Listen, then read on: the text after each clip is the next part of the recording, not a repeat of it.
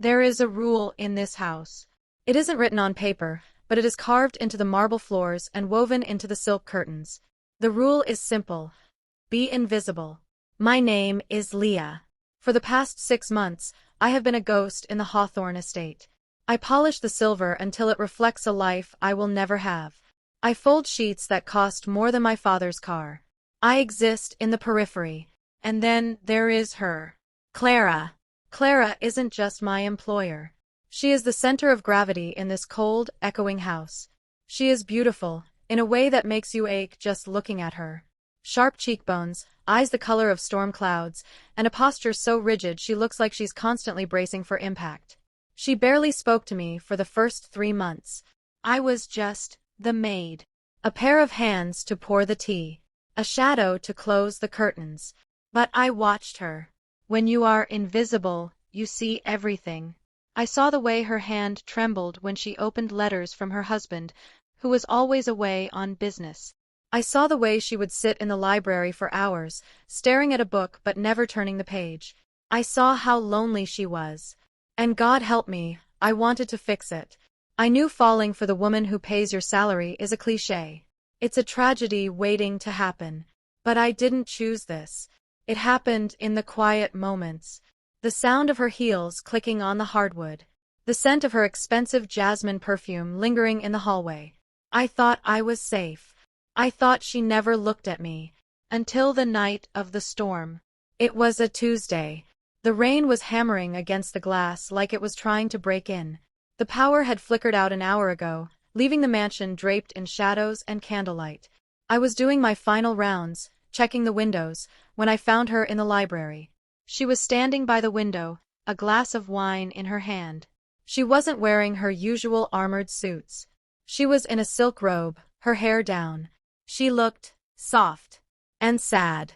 I cleared my throat, terrified to disturb her. Madam, do you need anything else before I retire? She didn't turn around.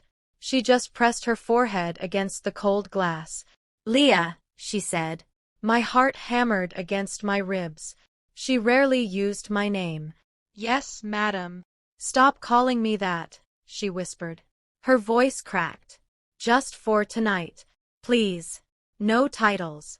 I can't bear to be madam in an empty house anymore. I took a step forward. This was the line. I knew I shouldn't cross it, but I couldn't leave her. All right, I said softly. Clara. She turned then. In the candlelight, I saw tears on her cheeks. She looked at me, really looked at me, for the first time. Not as a maid, but as a person. Why do you stay? She asked. You're young. You're smart. I see the books you read on your breaks. Why are you here, cleaning up after a sad woman in a big house? Because, I said, my voice barely a whisper, sometimes the sad woman needs someone to make sure she isn't alone. The air between us grew heavy, charged. She laughed, a bitter, brittle sound. She moved to pour more wine, but her hands were shaking too hard. The bottle slipped. We both reached for it at the same time. My hand brushed hers.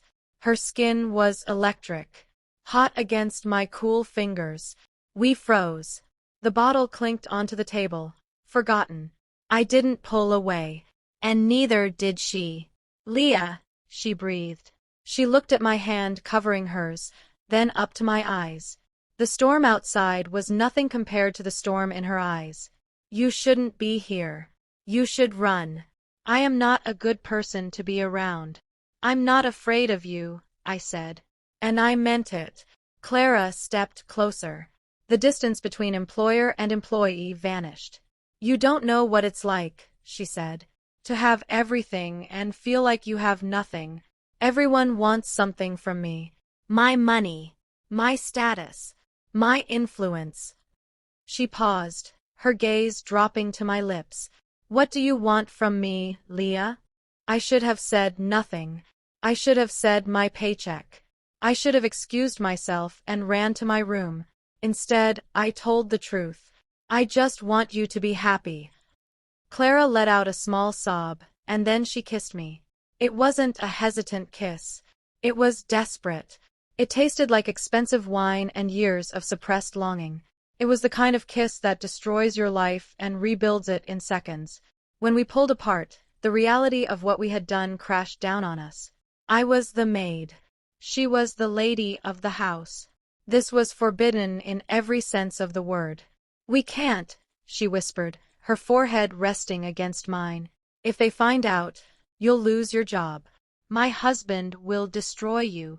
"I don't care," I said. For the next 2 weeks, the house changed. The silence wasn't cold anymore. It was secretive. It was ours. We stole moments where we could. A lingering touch when I handed her the morning paper. A whispered conversation in the pantry while the staff was busy elsewhere. I saw the color return to her cheeks. She started smiling. Real smiles. But happiness is dangerous when you're hiding. One afternoon, her husband returned early. The sound of his car in the driveway was like a gunshot. I was in her bedroom, fixing the pillows. Clara was sitting on the bed, watching me, a soft look in her eyes. When the front door slammed, the look vanished. The armor went back up. She stood up, smoothing her dress, her face turning back into stone.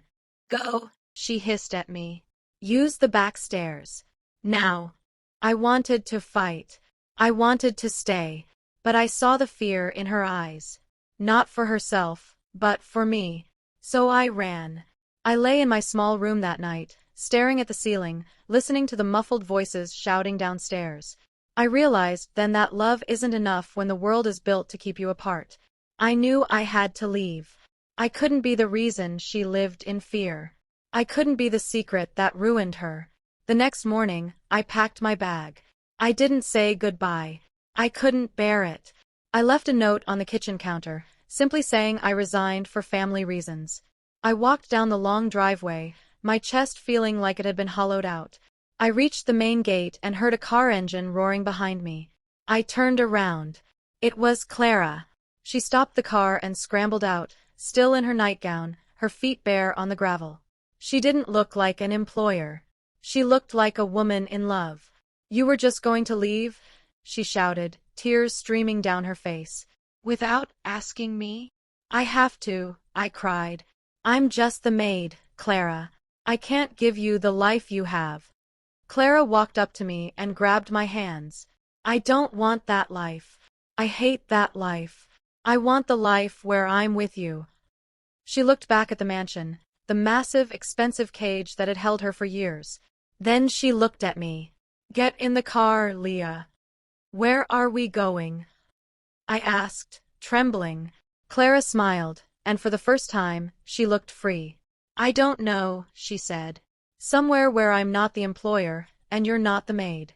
Somewhere where we're just us." I looked at the house one last time. Then I got in the car. We didn't know where we were going, but as long as she was driving, I knew I was home.